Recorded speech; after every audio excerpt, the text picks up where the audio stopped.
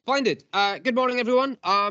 So I'm quite tired because it was such a wonderful day yesterday that I snuck off from dinner about 9:30. I went, oh, I might just do a little bit of, a little bit of work. And then like 3 hours later, and I'm still writing the slides, going, oh, I've kind of like rewritten some of this. Anyway, it should be fine. But the prologue, basically, there was one word in Emily's wrap up that set me off yesterday. And it was that kaleidoscope bit. So the kaleidoscope allows us to see the alternative stories, other possible futures, to move away from dominant images, and how it's all about sort of like the skill you need to twist and the ability and to understand the device, to understand the mechanics. And that made me go, hang on, I've got lots of stuff on lights and kaleidoscopes and things and so on. Because I'm probably one of these people that you shouldn't leave alone in a room in a pandemic to say, well, there's no work on now, so what do you think? Shit. I basically looked back at all the work we've done in Smithery for like 11 years and so on. It's like, okay, so what's the dominant theme? What's the thing that's bringing it all together? And I started kind of like poking at this idea that's a lot of the time we talk about information as liquid, or as water, as oil, and so on. And in all of these things that we do, talk about brainstorming, things that are in the cloud, how we channel things, how we cascade things through organizations, and so on. But actually, when you think about what information is, it's more like light, or at least it's more useful when we think of it like light. So like individual pixels and particles of information, the things that we see, speculation, enlightenment, scope, lens, focus, and whatever it is. And I just looked at all the various different things and thought, right, okay, so the liquid metaphor is always presented as quite threatening, as this sort of like this thing has arrived in the mid-90s and just sort of like threatened to drown us all in the tsunami of information and whatever else. And you go, God, well, that sounds horrible. I'm much more interested in sort of like saying people that all of this information is just about creating different images, assembling it in different way, endless combinations of all these different bits of information through your work, through your research, through life, and just putting them together in the most helpful way. So I started making lots and lots of tools, and one of which is about kaleidoscopes, which would have been perfect for Emily's comment yesterday, but we're not talking about that one today. We're talking about this other one, which is called Assemblage space. But to end the prologue, I just want you to hold on to that idea. So all information are all these little particles, these little triangles here, representing the information that we can reassemble and collect and connect and send to other people in different ways. So, end of prologue. Scott and I are doing this session. So Scott and I have worked together on various things over the years, but possibly most notably this. So this was, it's called the Innovation and Future Thinking Summers course. It's run at IED in Barcelona. So Scott set it up in, well, he's not here, so I can't ask him. He's in audio. I'm going to say 2015, Scott, and then you can correct me later. But it's essentially, it's a course for professionals, and we get everyone from sort of like 24-year-olds just leaving design school to kind of like 55-year-olds looking for new purpose in life, come along, work in Barcelona. Week one is basically research. People arrive at a course going, oh, innovation and future thinking. You go, surprise, week one is just research. But then we get into making and experiential futures and some of the speculative design stuff and so on. So it's all about collecting all the information we can, but then turning it into different frames and different ways of seeing whatever the theme is that year. One of the things that we use within the course, and I've iterated in various different works, is the Experiential Futures Ladder, which I'm guessing a lot of people in this room have seen, know of. Some people. So it's by Stuart Candy and Jake Dunnigan. It just talks about sort of like taking sort of like, you start with the setting. So you go British healthcare 2035. You come down to the scenario, as kind of like you all be familiar with, and then you get into the specific situation. So you might write a story about a specific hospital and go, so okay, so within that scenario, what would things be like in that hospital on that day? But then you get into the stuff element, and then you start creating artifacts and say, okay, so what does the clipboard beside the bed look like? What is the service plan for the IT which surrounds the bed, and so on and so forth? So there's various different things we've done for that. For the purposes of this keynote session, I'm going to talk more about the kind of like the setting and the scenario stuff down into situation, and then Scott will pick up and talk about more about the stuff and the artifacts and so on.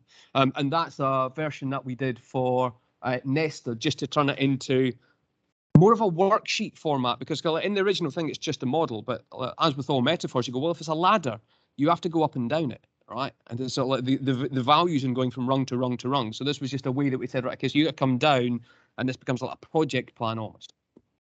Anyway, oh, hello.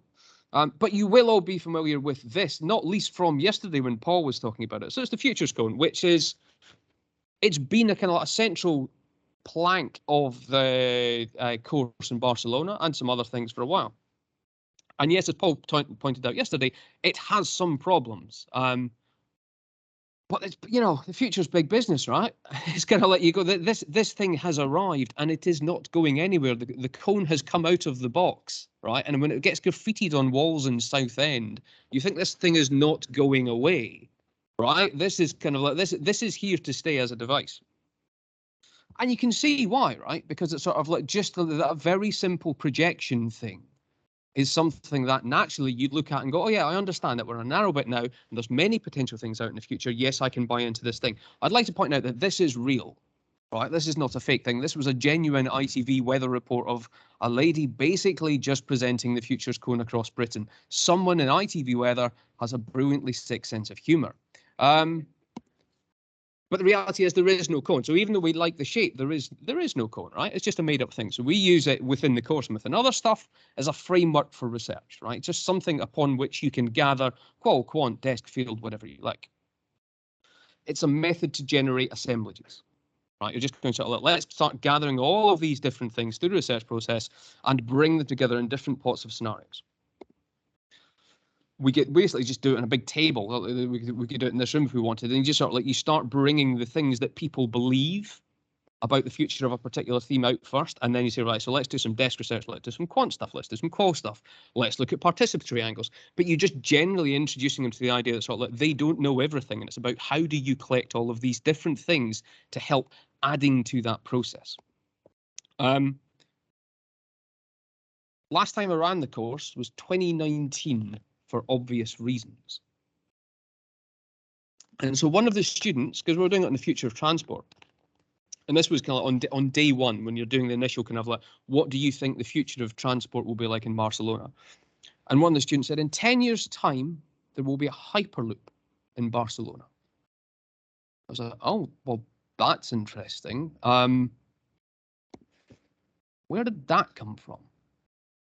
So this was, and we had the conversation, and they pointed out, so no, but you said possible, so therefore I think this could be possible, and so on. It was the first thing that got me into thinking about the Futures Cone in a way of sort of like, okay, there are problems with it that we need to solve in the teaching of it. But it was interesting, where did that come from? Because thinking always comes from someone somewhere, right? It's always come from a person. They came up with that in that session, but where did that come from? You could probably map it back to everything from Twitter, press releases, Elon Musk, news reports. Maybe they were a tremendous fan of the Victorian pneumatic railways upon which it's based. Don't know, but it came from somewhere. They didn't, in that session, come up with the idea of the Hyperloop and then manifest it in Barcelona in 10 years' time. As part of the information is like not liquid thing, I've been thinking a lot about this. It's sort of like, where do the images in people's heads come from? Where do they pull all these things together and then project them into the future? Somebody seen this illustration before? This is a contemporary illustration of a device that Nikola Tesla talked about, the Kansas Star and City, I think the newspaper is called, in 1933. So we gave an interview to Carol Bird about several projects we've been working on, including a device that concerned the photographing of thought, the image, all these things collected in the head. This is a direct quote from the piece. I became convinced that a definite image formed in thought must, by reflex action, produce a corresponding image on the retina, which might be possibly read by suitable apparatus. Now, if it be true that the thought reflects the image on a retina, it is a mere question of illuminating the same property and then taking photographs and then using the ordinary methods which are available to project the image on a screen. If this can be done successfully, then the objects imagined by a person would be clearly reflected on the screen as they formed. And in this way, every thought of the individual could be read. Our minds would then indeed be open like books. Really? I promised John a David Bowie slide earlier, and there you go. Yeah, right. Okay. There's kind of like there's lots of questionable things within that thing, but it takes us on another angle of sort of like, where did that come from? All four of those slides essentially came from Midjourney. So I just took the text and cranked them into an AI image generation thing and said sort of like, if this, then what would that look like? If this is the statement, what are these things? That's why Nikola Tesla looks a little bit strange, because he has been sort of like, it's just scoured the internet for images of him just to put it together. I've spared you some of the weirder things. This is about as weird as I want to get, just because it gets a bit kind of like freaky. So that's, you can take the same text and crank it into these things as many times as you like, and we'll come up with some like very strange looking things. I'm not going to spare you what happens if you put in that sentence. This is what Midjourney imagines this conference looks like, which is, you go, interesting. I mean, we're not in a room like that, but I'm guessing there are rooms like that in Lancaster and slides and photos like that, that it's just cranking its way through Google image search to find and reproduce and make. But of course, back to the Barcelona point, you can also just like chuck in things about Barcelona. So I wrote a sentence about an architect's illustration of a form of transport in Barcelona, form of transport in a Barcelona street which has never been seen. It's powered by the sun. There are lots of bystanders around it, looking in surprise and delight. So it's taken some of those words and it's gone, well, I'll throw them together in kind of in this sort of way, and maybe this. And you go, why have you dressed everything in curtains? That's weird. You got wheels. I guess transport has wheels. But again, you can just continually generate all of these kind of like images of the future from the machine and so on. I mean, I've heard of the moon on a stick, but only Midjourney will give you the sun on a stick as the powering Barcelona transport. But I can go right back to the Hyperloop idea. So that student came up with the first thing. It's all like, okay, so show me this Hyperloop station. And it's taken images it's found from the thing as well. It's just projected this Hyperloop going into the center of Barcelona with some Barcelona-esque buildings and sort of like people standing around it. All futures assembled from pieces of the past, right? It's just sort of like the Midjourney is showing us that sort of like the things that are happening in the class are things that you can say, all right, well, that would happen. They're not particularly good, but they are coming from somewhere. And given that, and given the problem of sort of like there will be a Hyperloop in Barcelona in 10 years' time, I wanted ways of making it explicit that you are getting that from somewhere else. So I started doing that. So this is kind of like what I've called assemblage space. So it starts like this. Past and future, two typical cone-shaped things going out, but stretching out in different ways from the cones, which I'll talk about in a minute. And yes, you can have the probable, the plausible, the possible, and the preposterous out that way, but then you've got to have a reflection in the past of the tangible, the intangible, the remembered, and the forgotten. So the stuff that is kind of like living in that kind of like, you go, okay, I can see the tangible stuff around me. I can describe the intangible stuff like corporations and patents and whatever else I know exist, but I maybe can't point directly at them. There's stuff that we remember collectively. We go, do you remember when we used to do this, or this used to exist, or this used to be a social habit or a technology that we used? So that stuff, like, we might not point to it anymore, but we all know. But then there's stuff that's forgotten. There's stuff that you go sort of, okay, so we no longer talk of this stuff because we're a generation removed, or we've not seen it for so long. This bit in the middle then becomes the narrow now. It's sort of like you go, okay, so we're bound. We've got that past stuff is like all the things that could have happened but didn't. And the future is all the things that might happen that haven't. We're stuck in this narrow now, which reflects well, I thought, with Kerry's thing from yesterday for the thick present. This is sort of like the thick present is almost sort of like as reflects like something you want to get to, but you'd have to start by recognizing that you're in this narrow now to begin with. So the first principle of it is sort of like and I'm teaching this next week now, so I'm sort of like in the middle of still sort of thinking through the lessons, but be as curious about the past as you are about the future. Right, just as a first principle, just okay, so all the things that you think about the future of Barcelona and transport or whatever uses the theme, you've got to be as curious about what has gone before. The second thing, now you see the lines bend as you get closer here, and this is basically because of selective hindsight as an example. Because the things which have happened most recently are the things that you will be biased by. And therefore, you will flip them around into a temporal myopia and go, so, well, this stuff seems big now, so I'm quite sure this thing will be big in the future. Driverless cars, for instance, or indeed Hyperloop. So I did this 2 nights ago. I started looking at searches for Hyperloop on a rolling 3-month index average in Spain. If you run a course on the future of transport around here, of course someone's going to go, oh yeah, Hyperloops are massive.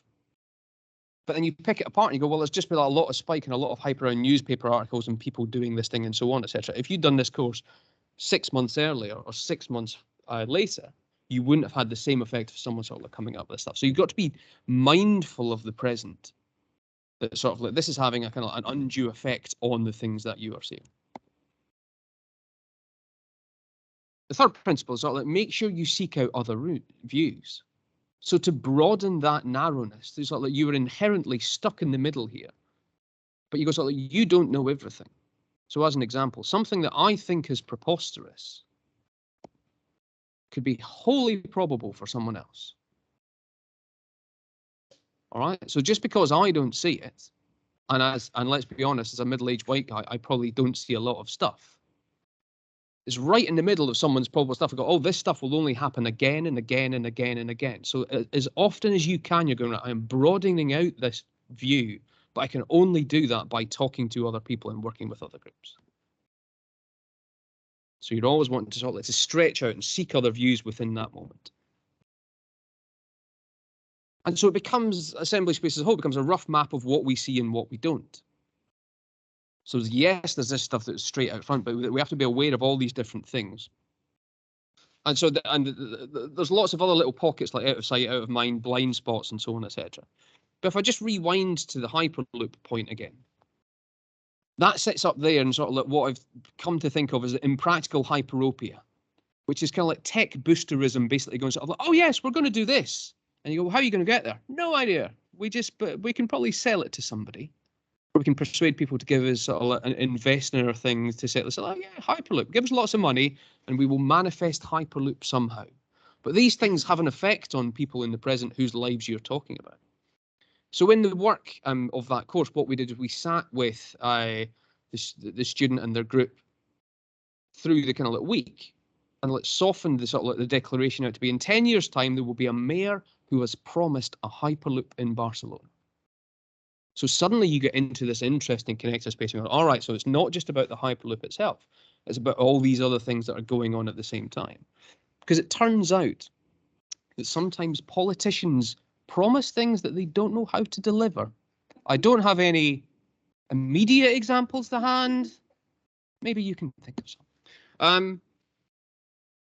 With that, so the whole Assemblage space, and this is kind of like some later thinking because I'm still sort of like roughly forming, but Keller Oosteling's medium design I found very instructive in the last like couple of weeks of reading it, because he describes sort of like the dispositions, so not affordances, not the things that things are designed to do, but the disposition of things when you think about the matrix to which they are connected.